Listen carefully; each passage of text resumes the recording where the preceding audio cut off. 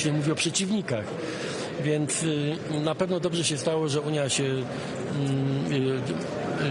jakoś mobilizuje i nabiera więcej zaufania do własnych możliwości, ale źle byłoby, żeby, bo może niektórym takie pomysły przychodzą do głowy, mam nadzieję, że nie, żeby z tego zrobić jakiś antyamerykański, bo tutaj tradycje amerykańskie w Europie Zachodniej też były dość żywe, bo ja uważam, że teraz jest kryzys, czy był bardzo poważny, najpoważniejszy od lat. Trzeba mieć dużo cierpliwości i wewnętrznego spokoju, żeby przetrwać te miesiące, ale więzi transatlantyckie to nie jest coś, co jest policzone na miesiące, ani nawet na lata. To są całe dekady. Dzięki tym dekadom my w ogóle żyjemy. Polska jest wolna i niepodległa właśnie dzięki temu, że niezależnie od różnych napięć i czasami kłopotów, kryzysów w relacjach między różnymi państwami Zachodu, na końcu wygrywała jednak wspólnota całego Zachodu. Więc przetrzymajmy ten trudny czas. Panie premierze, czy nie jest tak, że trochę przyrzeczeństwo nie leży po stronie Europy? Cały czas mówię, ten sekretarz generalny NATO, że Donald Trump wstrząsnął Europą, a prezydent Stanów Zjednoczonych dzisiaj w Davos znów przywołał przykład Hiszpanii. Co do tej konkretnej kwestii, bo Hiszpania była tutaj przykładem tego, że nie wszyscy płacą tyle, ile mają płacić na obronność, to ja nie mam żadnych wątpliwości. I że ta perswazja, czy twarde stawianie sprawy, że każdy musi proporcjonalnie płacić na bezpieczeństwo całego Zachodu, dla mnie to jest bezdyskusyjne. Polska jest tutaj najlepszym przykładem. Myśmy jako pierwsi wyciągnęli wnioski z narastającego zagrożenia i poważnie zajęliśmy się inwestowaniem w nasze możliwości obronne. Nas nikt nie musiał do tego z zewnątrz przymuszać. Natomiast warto jednak sobie uświadomić, że kluczem dla całej wspólnoty transatlantyckiej, kluczem bezpieczeństwa Europy i Stanów Zjednoczonych było wzajemne zaufanie, a nie przymus. I o tym musimy wszyscy pamiętać i musimy, z taką otwartością o tym mówić. W końcu jesteśmy przyjaciółmi w NATO i szerzej, w całej wspólnocie Zachodu. I dlatego jak coś nie pasuje, coś się nie podoba, to mówmy o tym otwarcie, ale nie stosujmy na przykład przymusu czy szantażu jako metody politycznej, bo ona na końcu do niczego nie doprowadzi. A Europa zjednoczona i jasno formująca swoje cele, ale przy tym odpowiedzialna, jeśli chodzi o obronę, to będzie najlepsze lekarstwo na te kłopoty. Myślę pan, że wszyscy wykonali swoje zadanie, instrukcje Davos, czyli prezydent zachował się zgodnie.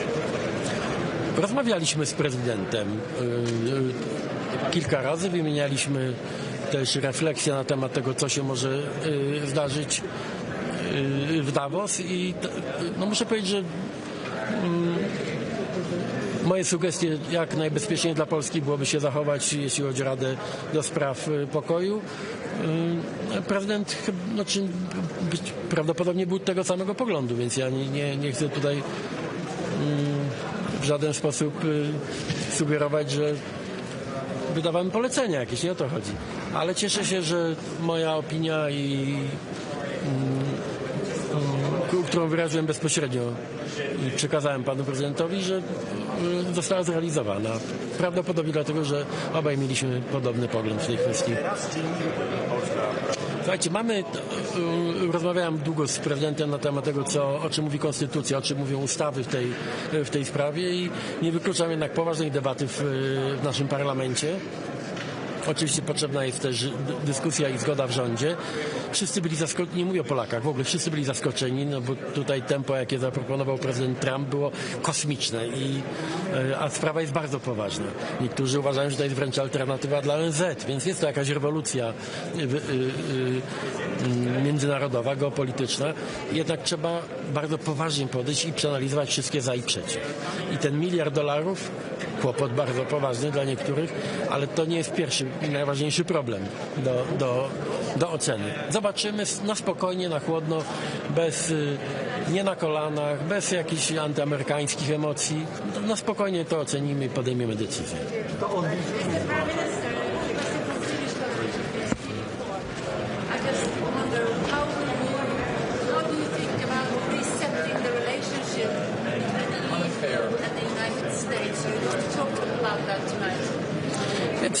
Of course, it's the main topic. It's absolutely obvious for all of us that we have to do everything to protect our relations with the transatlantic relations.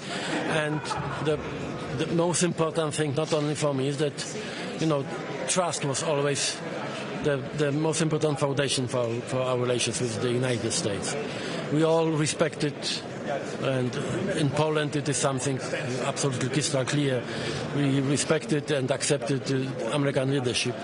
But what we need today in our politics is trust and respect among all partners here, not domination and for sure not coercion. It doesn't work in our world. Yeah? It's, I think Russia is serious about this. Palestinian Authority, is that what we need?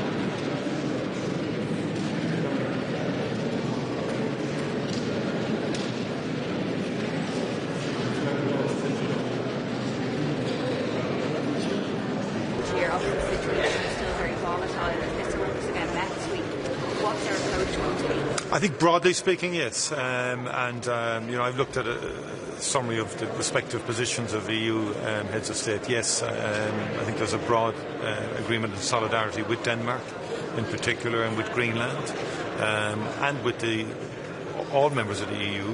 So if there's a threat of tariffs to 5 or 6, then it's a threat of tariffs to the entire EU. We have a trade agreement with the US. We should maintain that, in my view, and both US and Europe should honour that. Would you like to see a collective agreement with the EU? For example, I think Hungary would Hungary not to take that? Well, I'm not going to. I think Europe, and there will be a discussion on this, I suspect, later this evening. We know there are some individual member states who will take action in accordance with their own positions and so on like that. But I think we tend to work with the majority within the majority have tended to take positions. That's what I see emerging, a more collective response. But I do think we can't lose sight of the focus on Gaza. There are a number of committees have been established, a technical committee. There are interesting people on that who I think can make a difference to Gaza and to trying to get a resolution there and to try and, like when I met the Prime Minister staff today, the key issue was shelter. Absolute dire need for shelter in Gaza. And so we have people working on the humanitarian side, but you do need proper governance to enable some semblance of the essentials of society to return to Gaza: education, healthcare, shelter, and then reconstruction.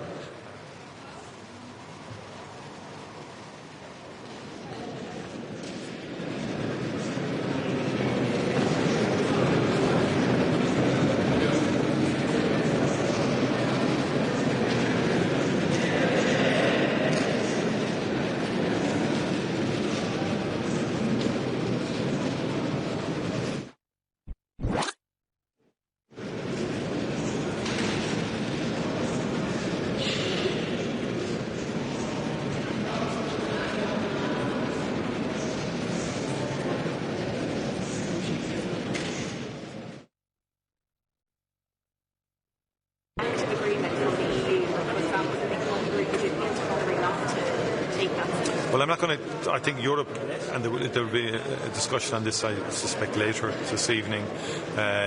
We know there are some individual member states who will take action in accordance with their own positions and so on like that. But I think we tend to work with the majority within the majority have tended to take positions. That's what I see emerging, a more collective response. But I do think we can't lose sight of the focus on Gaza. There are a number of committees have been established, a technical committee. There are interesting people on that who I think can make a difference to Gaza and to trying to get a resolution there and to try and, like when I met the Prime Minister staff today, the key issue was shelter. Absolute dire need for shelter in Gaza. And so we have people working on the humanitarian side, but you do need proper governance to enable some semblance of the essentials of society to return to Gaza: education, healthcare, shelter, and then reconstruction. And those are the key objectives. And there are good people that have been nominated on some of the layers of governance that apply to Gaza. And that's something that I'm interested in and something that Ireland would like to contribute to. The Board of Peace is a much broader, which we hadn't envisaged in terms of its breadth, and we would have concerns that no other alternative institution or organisation can replace the UN or have any overlapping remits, if you like, than the UN.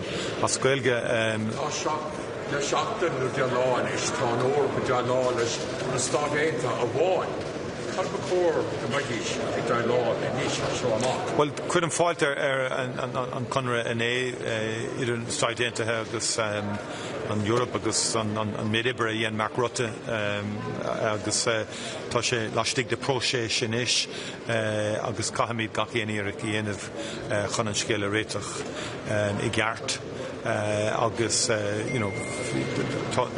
is maithan rudaigh go raibh an Europe in an tachla céile Shasov Lekele, Shasov Tiv here in Denmark, because on what is talked to Filar Nishna on Ukraine. Skahimi de Ruer Ukraine on Soskogig oil mar stochlete an médine taig fáil bháisiún agus an brú gnáhhainte an Ukraine fi láthir. Olcan scéile fada Caimid gacénéireachta sinna stoppa imóthúm go féráilta agus a son cosfuinter le tír of son. Thank you very much indeed. Thank you.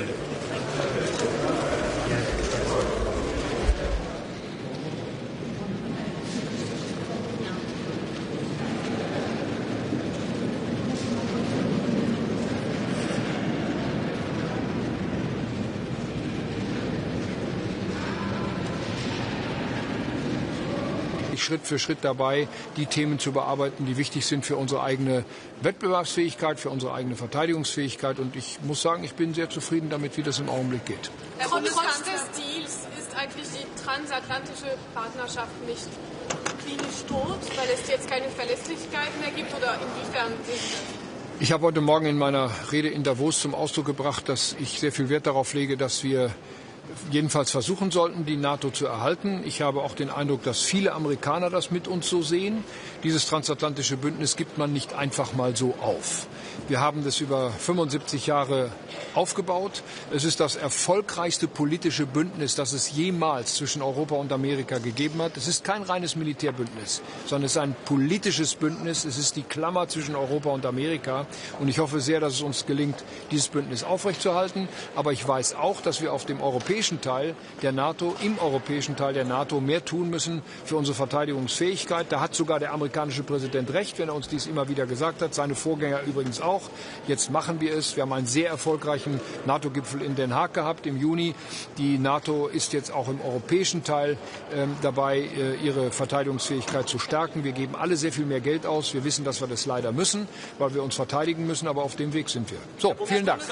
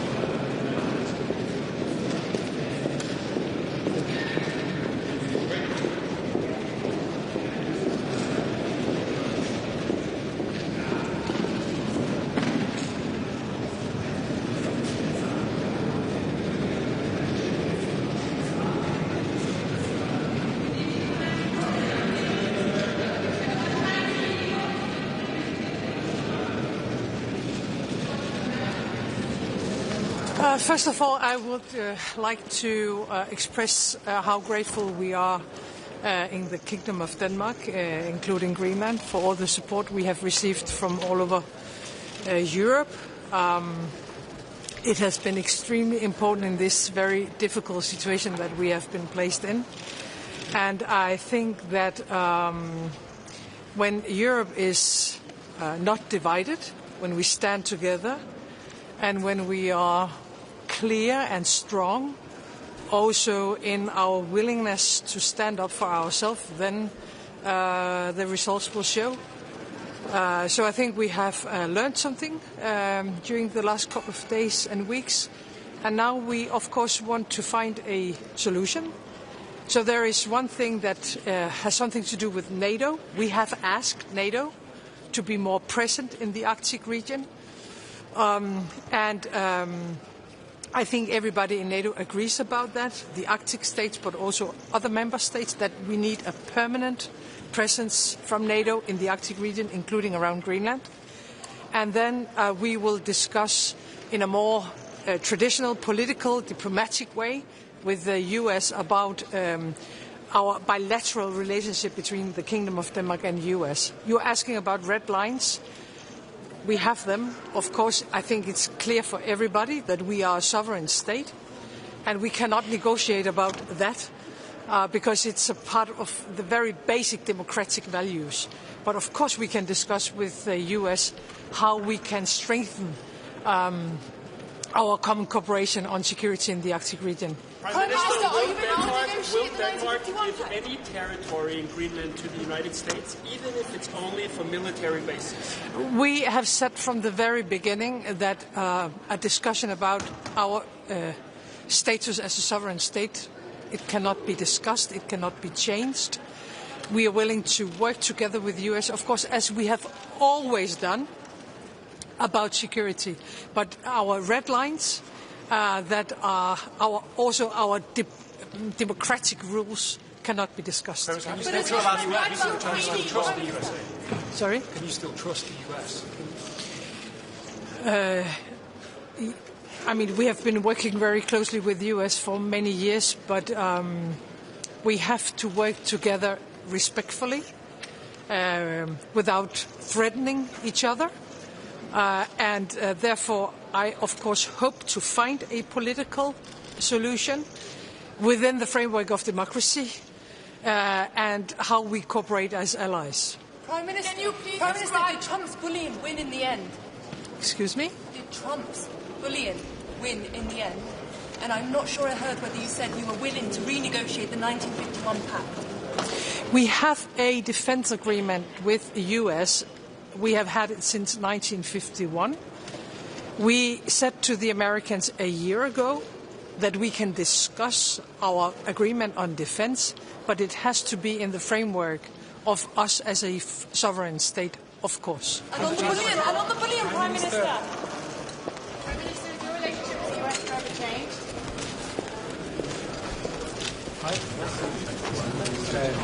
Aftalen fra 1951 om amerikansk brug af baser i Grønland. Kan man forhandle om at udvide det? Giver amerikanerne nogle flere muligheder, end de har i dag for at operere i Grønland? Må jeg ikke helt generelt sige, at det har været dejligt at se den brede europæiske støtte, som det danske kongerige har modtaget her igennem det seneste stykke tid. Der har nu været en række samtaler, også med den amerikanske præsident. Vi arbejder videre af 2 spor. Der er et NATO-spor, som handler om, at vi skal have et stærkere NATO-tilstedevær i og omkring Grønland og i det hele taget i det arktiske område. Og så er der et ønske om, at der skal være en dybere snak mellem Danmark og Grønland på den ene side og USA på den anden side. Jeg kommer ikke til at gå i detaljer med de samtaler. Vi har en aftale omkring forsvar fra 1951. Kan vi udbygge den yderligere, så er det bestemt ikke noget, vi afviser, hverken fra dansk eller fra Grønlands side. Men det er jo vigtigt at sige, at vi har samarbejdet omkring sikkerhed med USA i rigtig, rigtig mange år. Det skal selvfølgelig foregå på en ordentlig og på en respektfuld måde, og det afprøver vi nu, om kan lade sig gøre. Kan du blive mere konkret på, hvad det er, man kan give amerikanerne, som de ikke har i dag? Nu åbner du op for, at man godt kan revidere den aftale, der ligger. Det er ikke noget, jeg åbner op for nu. Altså, det har vi sådan set talt med. Altså, da den her diskussion startede med amerikanerne, der var der et meget klart tilsagn fra os om, at vi kunne snakke forsvar, og det er jo i regi af 51-aftalen, at vi kunne tale sikkerhed bredere. Det er i regi af NATO. Der har været et tilsagn fra Grønlands side om, at man kan tale investeringer, og man kan tale mineraler, og det er selvfølgelig inden for rammen af, at det er Grønland, der bestemmer over deres undergrund. Og på forskellige vis har vi meget, meget klart signaleret over for amerikanerne, at vi kan arbejde sammen. Det gør vi allerede i dag. Det ønsker vi også at gøre yderligere inden for de rammer, som nødvendigvis må være for en sådan aftale. Kan de forhandlinger, der nu skal i gang, kan de også komme til at handle om privilegeret amerikansk adgang til udvinding af råstoffer, sjældne jordarter? Kan det blive en del af de forhandlinger, der nu skal i gang? Altså, Naalakkersuisut har jo fra starten af den her diskussion sagt, at man gerne vil lave aftaler med amerikanerne, også på råstofområdet, og at man ønsker, at der er flere, der investerer i det grønlandske samfund. Så det er sagt for efterhånden lang tid siden fra Naalakkersuisut. Vetoret over, hvem der skal have adgang til udvikling, for eksempel? Jamen, jeg kommer ikke til at gå ind i alle spørgsmål nu. Altså, jeg tror, alle kan se, hvor svær en situation vi har befundet os i igennem lang tid. Nu er der aftalt mere sådan traditionelt politisk diplomatisk spor, og der kommer vi til at gå i detaljer med de her forskellige spørgsmål. Men hvad er så egentlig forskellen på den rammeaftale, der blev indgået i går? Hvad er forskellen på det og det, som Danmark jo hele tiden har tilbudt USA? Men hvad er forskellen, som har gjort, at Trump nu har sagt ja? Altså, vi har i hvert fald fra starten sagt, at vi ønsker et fortsat samarbejde med USA, men at det bliver nødt til at foregå på en ordentlig måde, og at vi selvfølgelig har, man kan kalde det nogle røde linjer, man kan kalde det nogle værdier, man kan kalde det nogle principper, det slutter og starter samme sted, nemlig omkring vores suverænitet og i øvrigt grønlændernes ret til selvbestemmelse. Det er det, vi kan diskutere på baggrund af.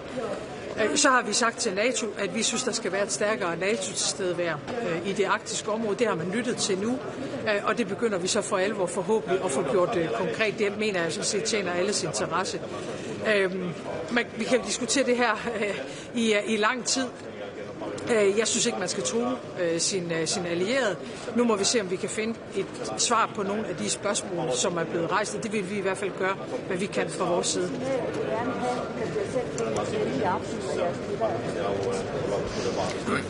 Jamen, jeg synes, at Europa har sendt et meget klart signal over de seneste par uger. Det er jeg meget, meget taknemmelig over. Jeg synes også, det klæder Europa. Jeg synes, det er tydeligt, når Europa ikke lader sig splitte, når vi står samlet. Og når Europa står fast på det, vi selvfølgelig skal stå fast på, nemlig nogle af de allermest grundlæggende værdier, så er vi stærke. Og det er vi i øvrigt også med vores indre marked. Og derfor, når der bliver truet, så skal der svares tilbage, og det har Europa gjort. Så det signal, Europa har sendt igennem et par uger, det er også det signal, der skal sendes efter mødet i aften. Forstår du på, at Trump han vil efterleve den her aftale, eller han så godt kunne spotte den igen i morgen? Jeg går ud fra, at man respekterer de aftaler, der er, men jeg lægger selvfølgelig mærke til alle taler, jeg lægger mærke til alt, hvad der bliver sagt, og jeg tager mine forholdsregler i forhold til alt, hvad der foregår i den her tid.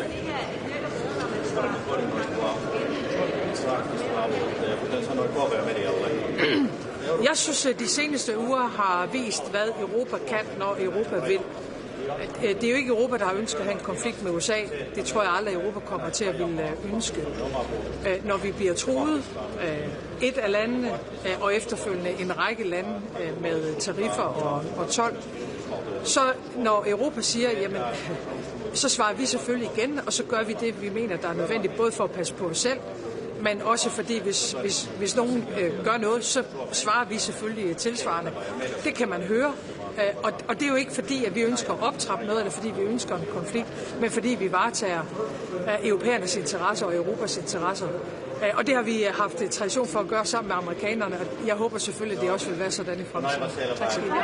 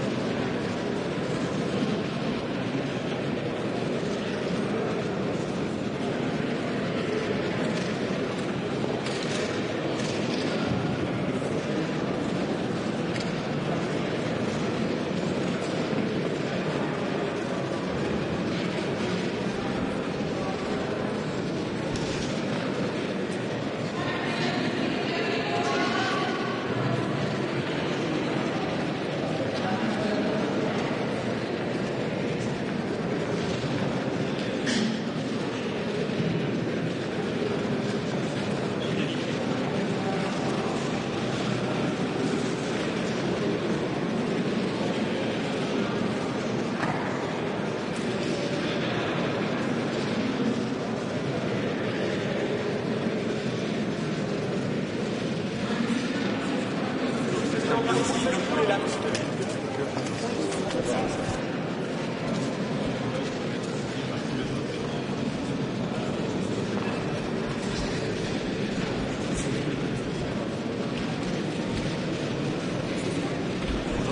Monsieur le Président, une réaction sur l'accord entre le Groenland, entre l'OTAN et Donald Trump. Écoutez, je pense que d'abord on se réunit aujourd'hui dans ce Conseil informel européen pour marquer l'unité des Européens en soutien du Danemark, de son intégrité territoriale, de sa souveraineté, et pour aussi acter que quand l'Europe est unie, forte, réagit vite, les choses rentrent dans l'ordre et dans le calme. Et moi je me félicite qu'on a commencé la semaine avec une forme d'escalade, des menaces d'invasion et des menaces tarifaires, et nous sommes revenus à une situation qui me paraît beaucoup plus acceptable, même si nous restons vigilants. Et donc ce qu'il faut en conclure, c'est que quand l'Europe réagit de manière unie, en utilisant les instruments qu'elle a à sa disposition, et tandis qu'elle est menacée, elle peut se faire respecter. Et c'est une très bonne chose. Et donc c'est la politique que à la fois la France et les Européens veulent mener. Nous sommes pour la paix, pour la stabilité. Nous sommes pour que l'ordre international soit calme. Et quand nous sommes menacés ou qu'un d'entre nous est soumis à des pressions, des contraintes, il est normal qu'il y ait une solidarité. Qu'en utilisant les instruments qui sont les nôtres, nous nous fassions respecter. C'est ce qui s'est passé cette semaine. Maintenant, on va discuter ce soir, je pense, des exercices que l'OTAN aura organisés. La France est tout à fait disponible pour y participer. Je redirai aussi à la Première ministre danoise notre plein soutien dans les discussions qui seront à conduire. Et nous restons extrêmement vigilants et donc prêts à utiliser les instruments qui sont les nôtres si on était à nouveau sous le coup de menaces. C'est aussi une bonne occasion de rediscuter la situation en Ukraine, à la fois notre soutien financier et militaire de court terme, la planification des garanties de sécurité que nous avons actées il y a quelques semaines à Paris. Et je pense que c'est à cet égard aussi une bonne manière de se retrouver. Monsieur le Président, est-ce que vous pensez que M. Trump agit ou parle comme un allié ou un ami de l'Europe? Écoutez, je ne suis pas là pour qualifier, les choses rentrent dans le calme et donc il faut s'en féliciter. Et je pense que maintenant les choses, il faut qu'elles soient plus stables et plus prévisibles. C'est ce qu'on veut tous. Quel est le président Trump a pu donner son accord et quel rôle joue l'accès aux ressources? Écoutez, là aujourd'hui il y a une discussion qui va s'engager dans le cadre de l'OTAN pour la sécurité, dans le cadre des relations bilatérales qui existent entre le Danemark et les États-Unis. Et je pense que tout ce qui relève de la souveraineté relève de cette discussion bilatérale et dans la main des Danois. Ce n'est pas à nous, si je puis dire, de parler à cet égard. Et donc les principes restent les mêmes. Il faut aborder ça avec beaucoup de calme. Allez-y, puis je vais retrouver mon... Vous avez eu des échanges un peu tendus à distance avec le président Trump. Qu'est-ce que vous êtes parlé? Est-ce que vous pensez que les relations vont continuer comme ça avec les... Je ne sais pas, ça ne dépend pas de moi. Écoutez, moi je suis extrêmement calme et constant. Ça fait 9 ans que vous m'entendez parler d'indépendance européenne, d'autonomie stratégique européenne, de respect de la souveraineté partout. On le fait en Ukraine, on le fait pour la Palestine, on le fait pour le Danemark. Et nous sommes prévisibles. Simplement, on entend que la France soit respectée, que l'Europe soit respectée. Et à chaque fois qu'elles ne le seront pas, nous nous exprimerons et agirons avec clarté. Voilà. Monsieur le Président, sur le navire, le pétrolier soupçonné d'être russe. Nous continuons d'agir avec clarté là aussi.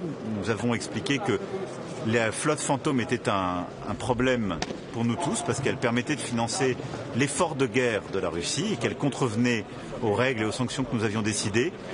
Et donc la marine française a agi en bon ordre pour faire respecter le droit et venir contrarier le mouvement d'un navire qui contribue justement à cette flotte fantôme. Donc c'est une bonne chose, ça montre l'efficacité de la marine française et la constance de notre effort. Merci beaucoup, monsieur Dalle.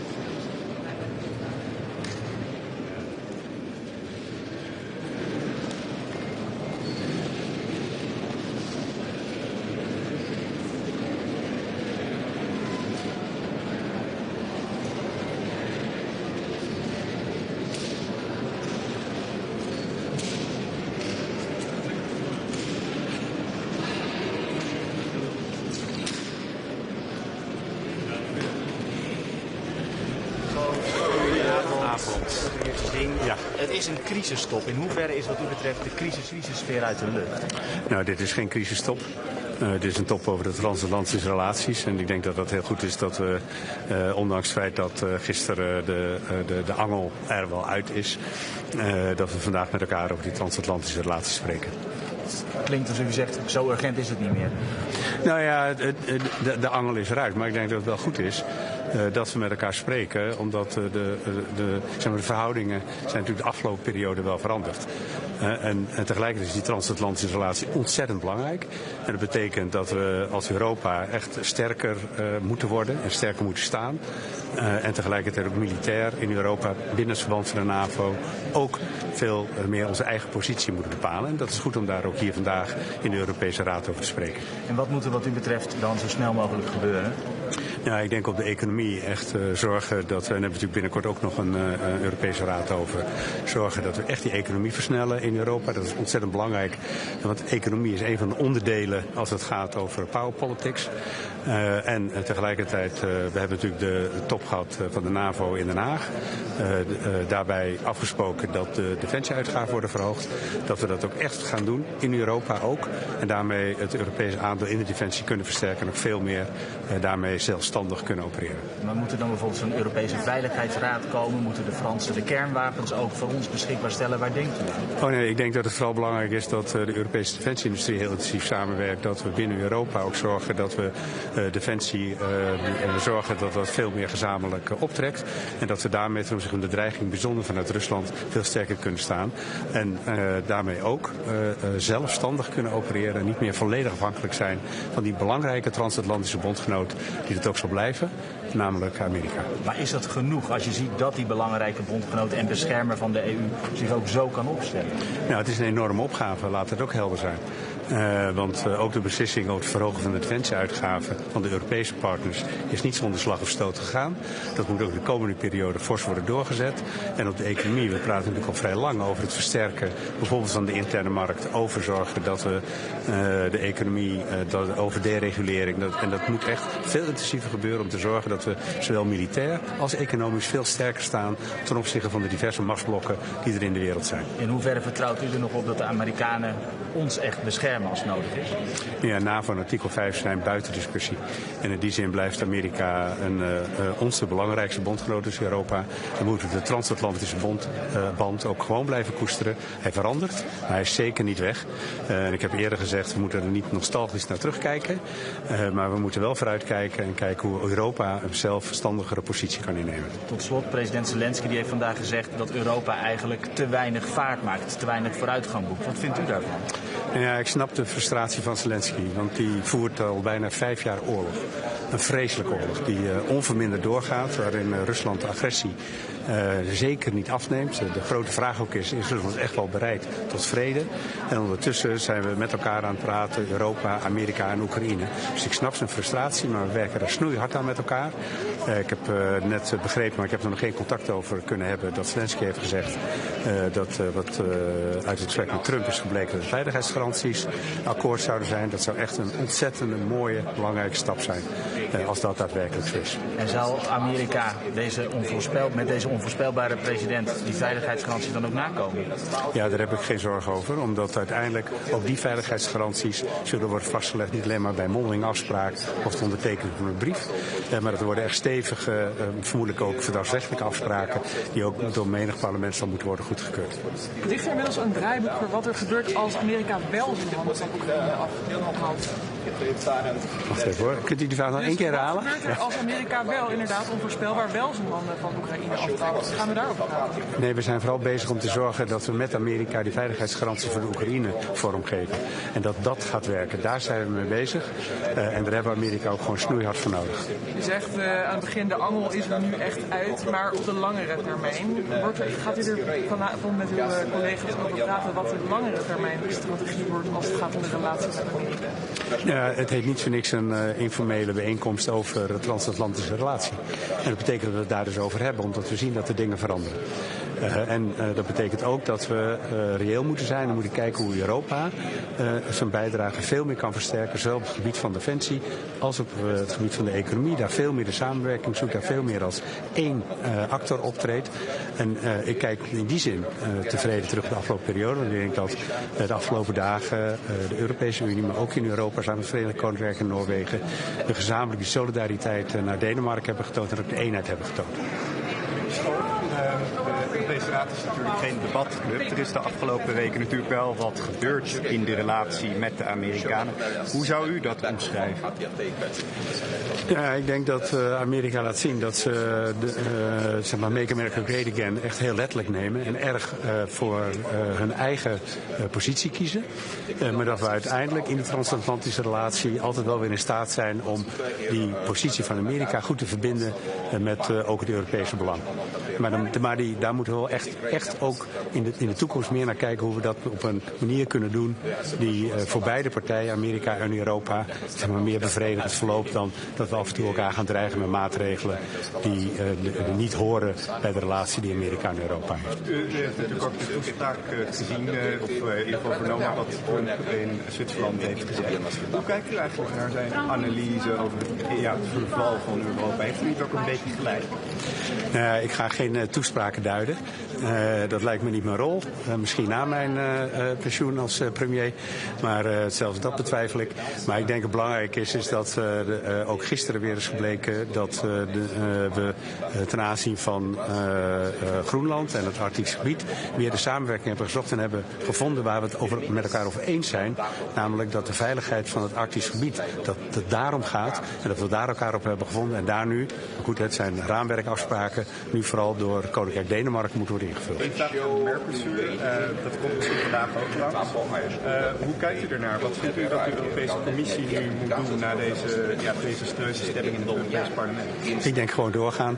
En ik heb begrepen dat zojuist in de Kamer een motie van die strekking ook is aangenomen. Dus dan zeg ik dat met nog meer enthousiasme. Hartelijk dank. Tot ziens. Bye bye.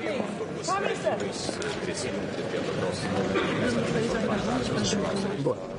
În primul rând, e un Consiliu European informal care are ca obiect relația transatlantică și asta are mai multe componente, cum intuiți, Groenlanda, tarife, Ucraina foarte important. Posibil să discutăm și de Mercosur. Și mesajul meu general este că avem nevoie de această relație transatlantică, Europa și România, și că e foarte bine că, așa cum cumva anticipam, în urma dialogului, o oarecare escaladare care se produsese s-a diminuat și am revenit în parametrii normali.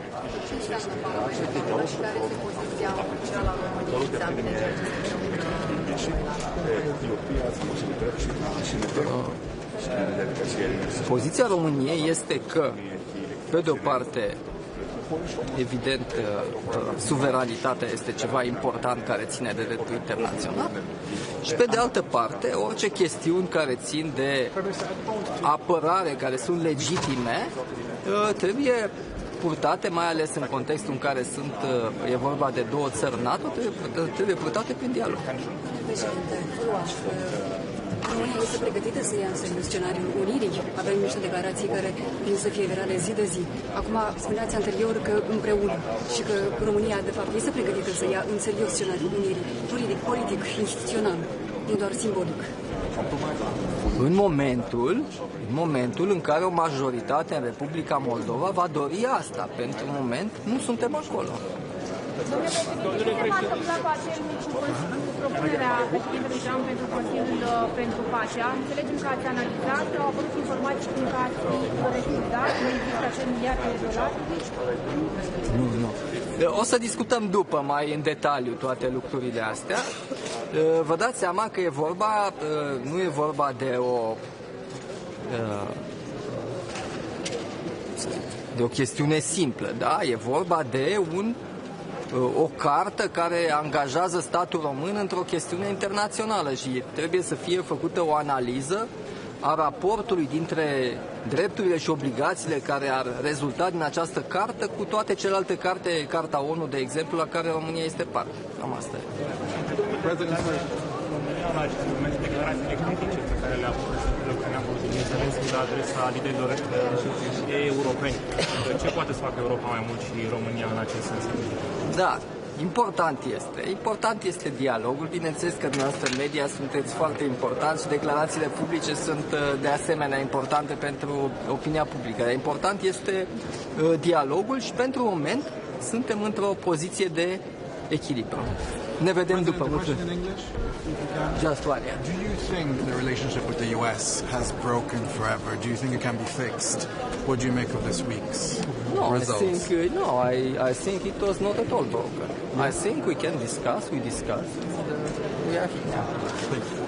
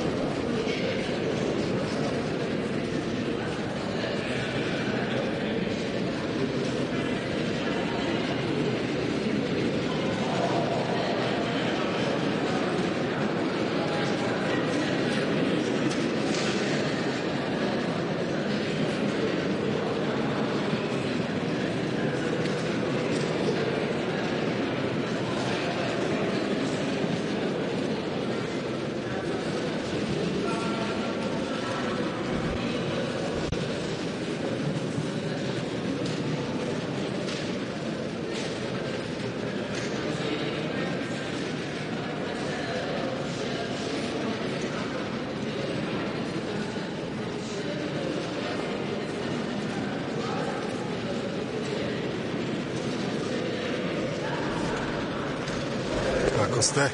Koliko vas je puno? Može?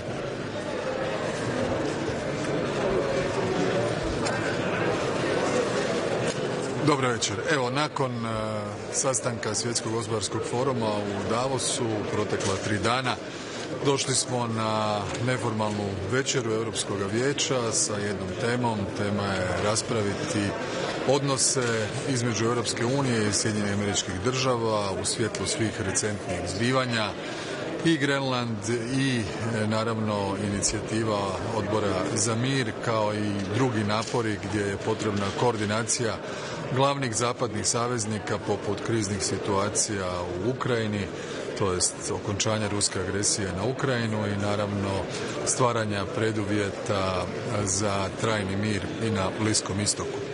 Naša poruka je svih ovih dana bila vrlo jasna, solidarnost sa Danskom, sa Grenlandom u pogledu njihovog suvereniteta i teritorijalne cjelovitosti, ali istodobno potaknuti nastojanja da se dijalog između saveznika, Sjedinjenih Američkih Država i europske članice NATO-a i članice Europske unije jesu prijatelji i saveznici. Transatlantske veze bile su okosnice izgradnje suvremenog svijeta pa i međunarodnih organizacija u razdoblju nakon Drugog svjetskog rata i mislim da je itekako važno da pronađemo rješenja za ponekad i različita stajališta koja nas opterećuju. U tom kontekstu jučerašnji govor predsjednika Trumpa u Davosu gdje je u biti najprije poslao poruku da je zainteresiran kupiti Grenland, a ako to ne bude da neće baš biti najsretniji, međutim istodobno da ne kani i ne misli koristiti silu, čime je de facto došlo do deeskalacije te situacije odmah. Drugo, napori koji su se vodili u jednom užem krugu u kojem je sudjelovao glavni tajnik NATO-a o tome da sve zapadne saveznice koje su prisutne na Arktiku postignu određeni multilateralni aranžman kako ojačati sigurnost tog prostora su svojevrstan način da se smire tenzije i naprotiv da se organizira zajednička suradnja najprije onih zemalja koje na tom prostoru i jesu, onda naravno uz podršku svih ostalih NATO saveznica. O tome sam razgovarao nešto i sa glavnim tajnikom NATO-a kada je bio u Zagrebu prije 10-ak dana, tako da ćemo i večeras pokušati u toj širokoj raspravi vidjeti kako upravljati transatlantskim odnosima u godinama koje su pred nama. Hrvatska je naravno lojalna članica i Saveza i Europske unije i želimo da odnosi među svim partnerima budu što iskreniji, sa što većim poštovanjem, sa što manje tenzija i nerazumijevanja. Gospodine Plenković, ima li sa strane SAD-a poštovanja prema Europskoj uniji? Ovo jesu specifična vremena, ono što je očito da se živi u vremenu političke komunikacije gdje se često kaže riječ više, kvalifikacija više, onda izaziva reakcije i to je cijeli problem u cijeloj ovoj priči. Međutim, ne doima mi se da je sa strane Europe, članica bilateralno ili nas svi skupa, bilo poteza koji bi na određeni način prouzročili takvo ponašanje. Dakle, ovdje je jedan kontekst u kojem mi danas moramo se dogovoriti i koordinirati kako da očuvamo jedinstvo, a da se odnosi što je više moguće baziraju na onome što nas povezuje i na onome što nas razdvaja. Može više vjerovati predsjedniku Trumpu nakon Pa ja mislim da je on dosta reterirao tijekom jučerašnjega dana i da je izjava i ministra vanjskih poslova koji je bivši premijer Rasmussen bila prilično pozitivno ohrabrujuća. Premijerku Frederiksen razumijem, dakle sve što bi dovodilo u pitanje suverenitet Danske za nju je kao premijerku naravno neprihvatljivo, ali bitno da se pronađu aranžmani koji Danskoj mogu osigurati suverenost, a Sjedinjenim Američkim Državama sigurnost.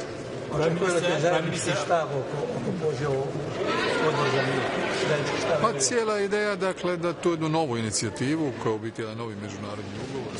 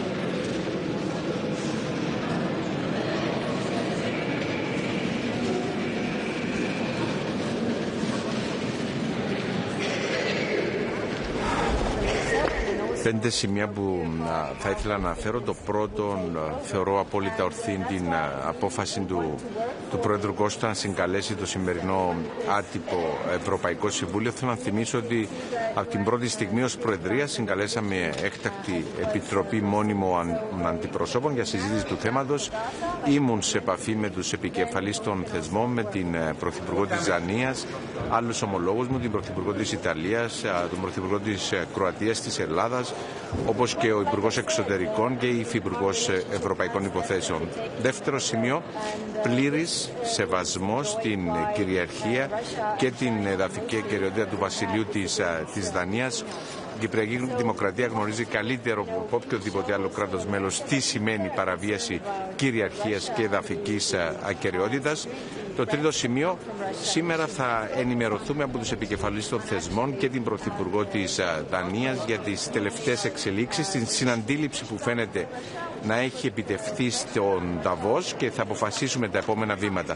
Τέταρτο σημείο, στόχος μας δεν είναι η κλιμάκωση. Η κλιμάκωση είναι εναντίον όλων, εναντίον και των κρατών μελών, εναντίον και των Ηνωμένων Πολιτειών, λειτουργεί ενάντια στις διατλαντικές σχέσεις. Άρα στόχος μας είναι η αποκλιμάκωση, χωρίς φυσικά καμία απολύτως έπτωση στην κυριαρχία, στην εδαφική ακεραιότητα, βασικές αρχές του διεθνούς δικαίου. Και πέμπτο σημείο, επιβεβαιώνεται η ανάγκη αυτού που έχουμε θέσει ως στόχο ως Κυπριακή Προεδρία, η ανάγκη για περισσότερη αυτονομία. Αυτονομία σε όλους τους τομείς. Αυτονομία στην άμυνα και την ασφάλεια, αυτονομία στα θέματα της ενέργειας, στην ενίσχυση της ανταγωνιστικότητας και Αυτή η χρονική συγκυρία, αν θέλετε, επιβεβαιώνει την ορθότητα της προσέγγισης μας και θεωρώ ότι θα βοηθήσει σημαντικά στο να εργαστούμε συγκεκριμένα προς επίτευξη του στόχου της στρατηγικής αυτονομίας, της στρατηγικής ανεξαρτησίας της Ευρωπαϊκής Ένωσης.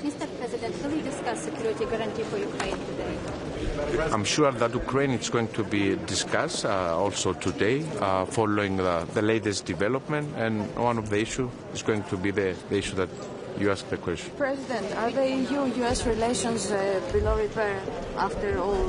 No, I don't believe that we should follow that path. As I mentioned before, we are here in order to de-escalate and not escalate the situation. It's not for the benefit of the European Union, it's not for the benefit of the United States, it's not for the benefit of the transatlantic relationship. So we are here in order to find a positive way forward without, of course, any compromise on territorial integrity and sovereignty of any member state. Thank you very much. On the EU-US trading, which had been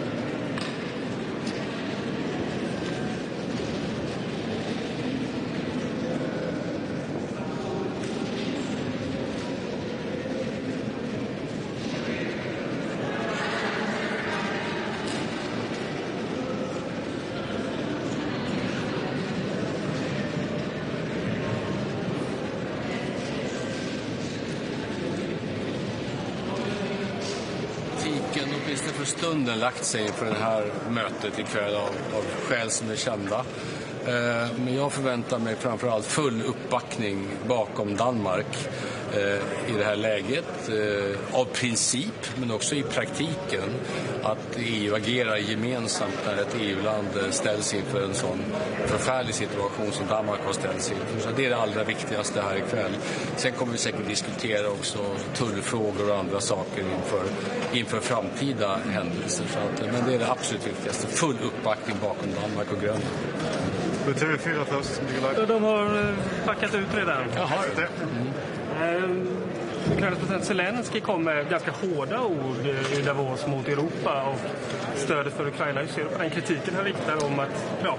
Jag har inte idag sett exakt vad han har sagt för någonting. Det pekar lite på att Europa har svårt att enas och ge ordentligt stöd. De frysta ryska tillgångarna till exempel. Att man inte riktigt vågar stå upp mot Ryssland och att även i Grönlandsfrågan här så har det varit... Man har väntat lite för mycket på USA helt enkelt och anpassat sig. Sammantaget tycker jag vi har bevisat att vårt stöd till Ukraina är otroligt solitt. Sen är det ju välkänt att vi är ett antal länder som hade föredragit att använda frysta ryska tillgångar. Men beslutet vi fattade om 90 miljarder euro var ingen liten sak kan jag säga. Den här lite tuffare linjen som vi ändå har sett de här senaste dagarna, är den nu här för att stanna i relation till USA? Det tror jag USA i ganska hög grad avgör. Om vi får fortsätta höra den sortens retorik från USA, då måste Europa inta en mycket tydlig hållning. Det tycker jag är helt uppenbart. Så på samma sätt som vi helst vill undvika att behöva hota med tullar, så vill vi också undvika att ha den sortens samtalston. Att Europa, vår tradition är att tala väl om våra vänner och allierade och samarbeta där man kan enas, men också vara respektfulla när vi inte tycker likadant. Det Danmark säger om uppgörelsen om Grönland och det Trump säger, det låter ju inte alls likadant om vi pratar om landområden, suveränitet. Är du oroad över att det här ska blossa upp igen, den här konflikten? Jag vet ingenting än så länge om det innehållet. Allt detta måste ju ställas till Danmark i grunden. Det är bara de som kan uttolka. Ja, precis. Som sagt, jag inte har sett några dokument så tänker jag inte ha någon bestämd uppfattning om detta. Jag tycker att Mette Frederiksen var tydlig och sa att allt stöd från NATO när det gäller att utöka NATOs närvaro på Grönland är de ju för. Och där måste NATO vara inblandad. Alla beslut som handlar om Danmark och Grönland, det är bara Danmark och Grönland. Det är ingen annan som kan förhandla åt Danmark och Grönland. Inte Sverige heller för den delen. Som läget har varit nu den senaste veckan, litar du på Donald Trump om man nu skulle nå en uppgörelse? Det är svårt att säga. Jag tycker att det här tonläget som har varit den senaste tiden, inklusive igår i Davos, jag tycker att det är förtroendeskadligt mellan Europa och USA att agera på det sättet. Sen får vi se vad som händer framåt nu. EU-parlamentet har ju pausat ratificeringen av den här tulluppgörelsen. Borde de sätta fart på den igen? Ja, det var ju en pausning som kom i samband med att USA hotade Europa med ett antal europeiska länder. Så att den gamla uppgörelsen gäller naturligtvis om vi nu kommer tillbaka till ett mer sansat tonläge i just tullfrågan. En annan uppgörelse, tulluppgörelse, handelsuppgörelse som är på gång, den med Mercosur. Ja. Är det någonting du kommer ta upp här, att trycka på från svensk sida för att få det tillämpat provisoriskt? Ja, det var extremt olyckligt detta. Alltså i precis den tidpunkt när Europa måste visa att vi kan sluta nya handelsavtal, bredda våra handelsrelationer till många fler länder, göra oss mindre beroende av enskilda länder. Precis det läget så är det några, inklusive svenska parlamentariker, som stoppar Mercosur-avtalet med ett antal sydamerikanska länder. Rent omdömeslöst skulle jag säga att det är. Så jag hoppas verkligen att kommissionen nu kan tillämpa avtalet i väntan på detta missbruk, tycker jag, av parlamentets makt. Dåligt. Vad var det som fick Trump svänga om tullarna? Vad är det? Jag är helt övertygad om att det var ett tydligt och resolut agerande från Europa. Att vi sa ifrån, att vi står entydigt på Danmarks sida. Vi låter oss inte utpressas. Jag är övertygad om att det också påverkar den amerikanska opinion. Sen kan ingen veta exakt, men jag tycker lärdomen är tydlig. Man måste stå upp för det man själv tycker är rätt och riktigt, även om det skapar obekväm situation med USA. Vad vet du om det som sades i mötet mellan Mark Rutte och Donald Trump? Nej, jag vet ingenting annat än det som jag har läst. Och jag har idag pratat med Mette Fredriksen, men hon är också väldigt noga med att säga att det samtalet, i den mån det handlar om NATO-relaterade frågor så är det bara bra, men det kan inte handla om några andra saker som Danmark och Grönland fattar beslut om. Alltinget här sen våra danska vänner. Han borde EU ha tidigare mot Trump.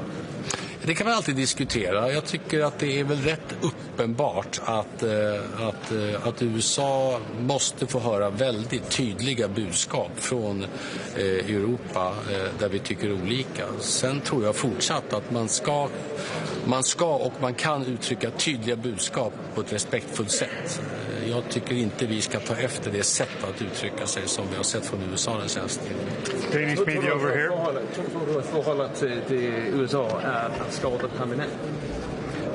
Det ska jag inte säga. Däremot är det här förtroendeskadligt. Jag tror att USA underskattar hur skadligt det här är för relationer mellan länder, mellan ledare, men också kommersiella relationer, företag, konsumenter. Jag tror att det här är dåligt.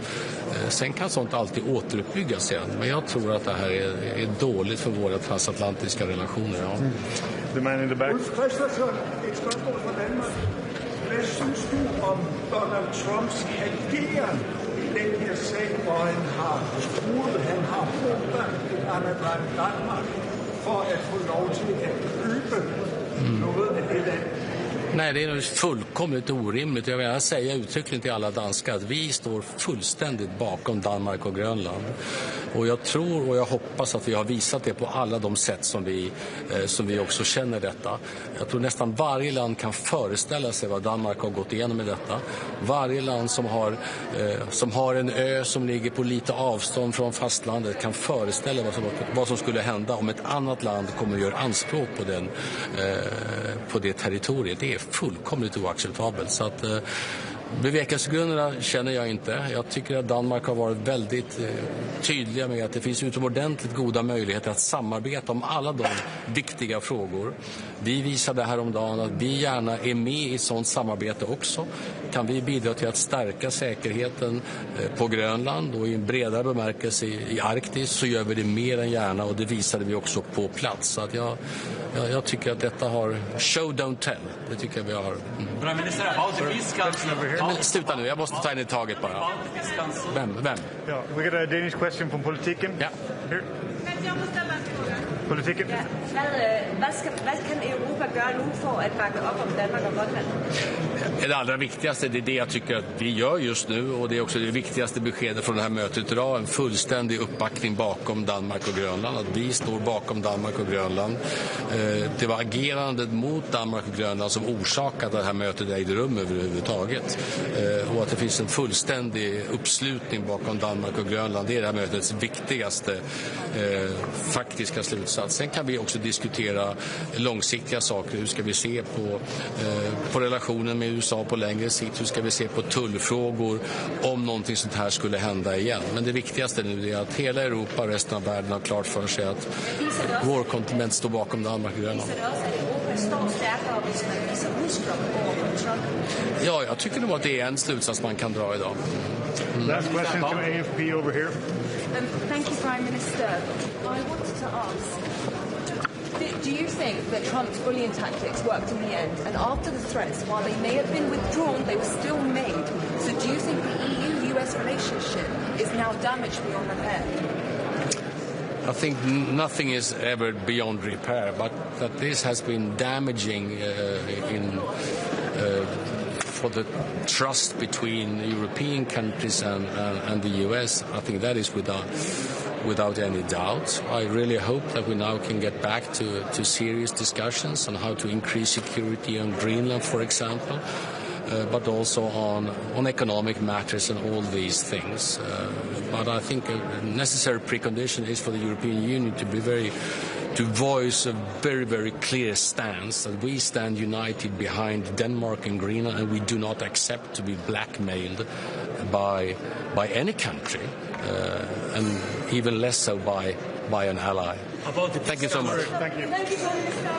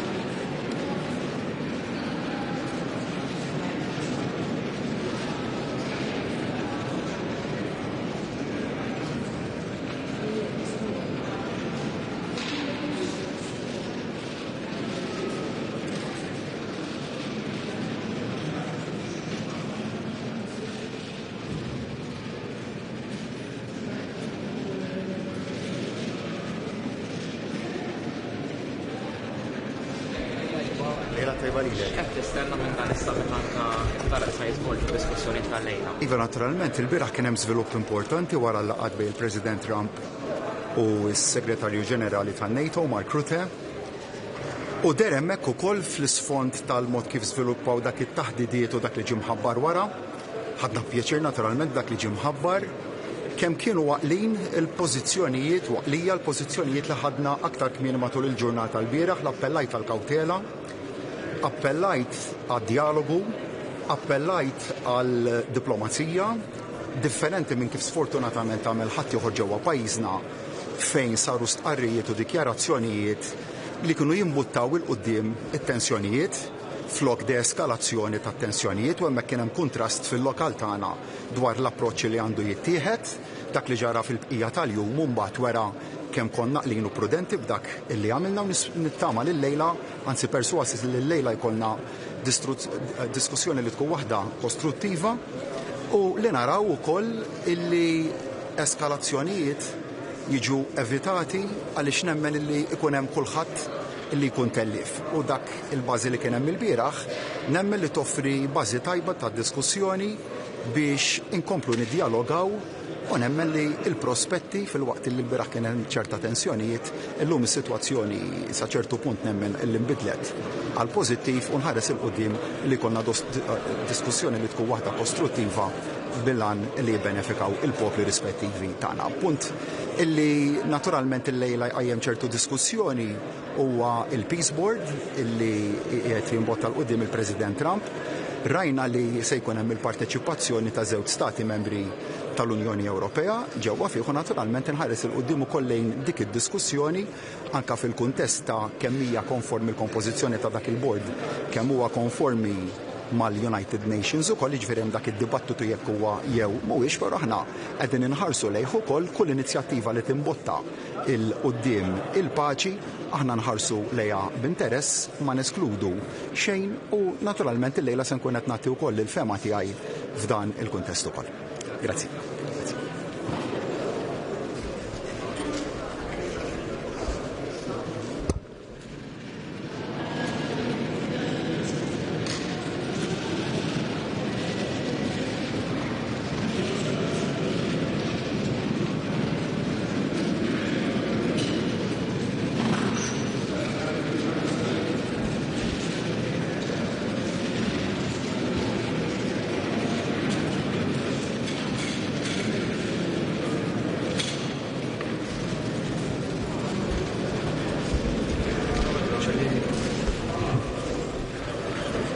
Verjetno, kaj pričakujemo danes?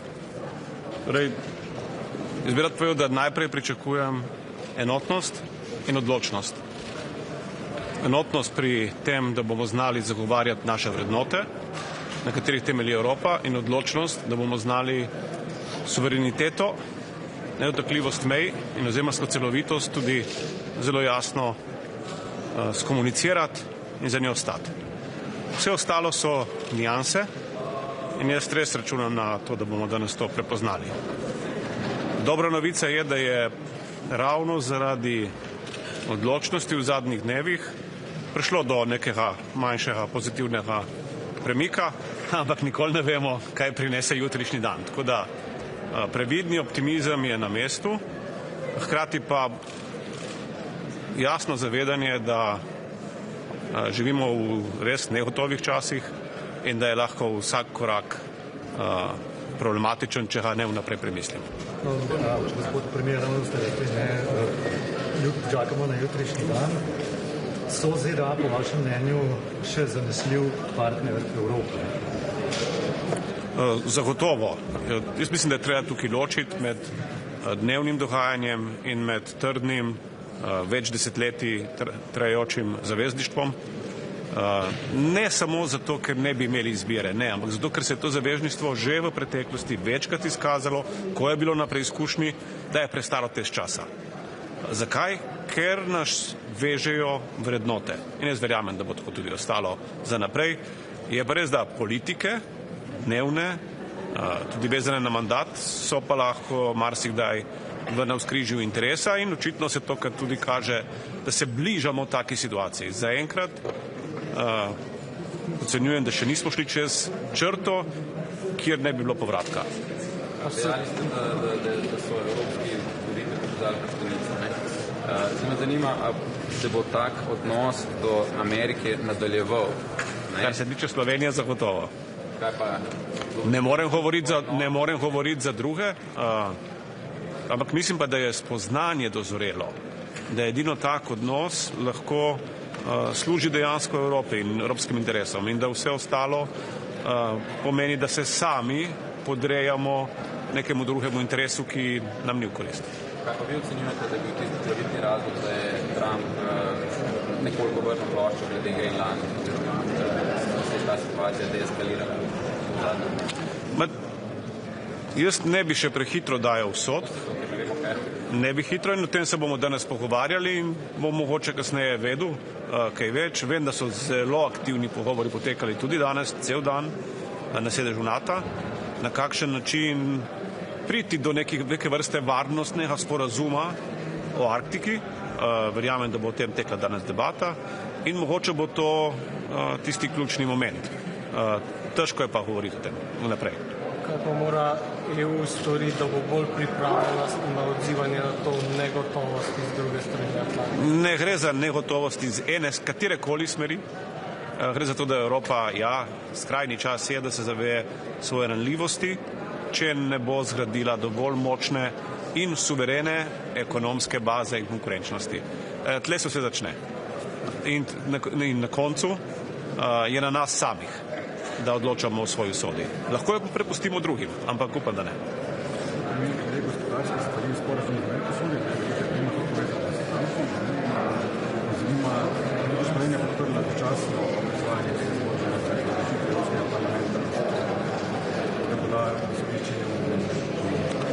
Sledimo tem razpravam. Treba se zavedati, da Nemčija je naša najpomembnejša trgovska partnerca in bomo sledili stališčem, ki jih bomo skupaj izoblikovali. Med njimi je skoraj zagotovo tudi ta začasna uveljavitev sporazuma. Imamo skupne ekonomske interese in jih bomo tudi uveljavljali.